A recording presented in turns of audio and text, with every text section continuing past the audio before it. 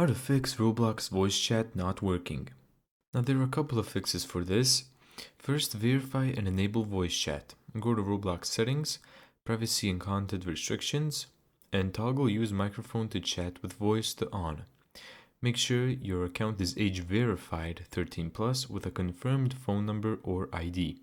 Second, check your mic and audio devices. On Windows, go to settings, system, and sound. Test your mic under input, then set your mic and speakers as default devices. Third, choose the right devices in-game.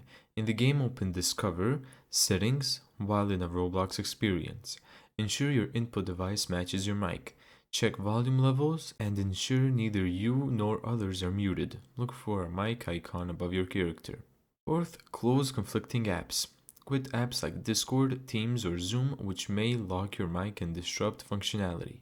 Fifth, reconnect or replace audio gear. Unplug and replug your microphone or headset. Disconnect any other unused audio devices to avoid conflicts.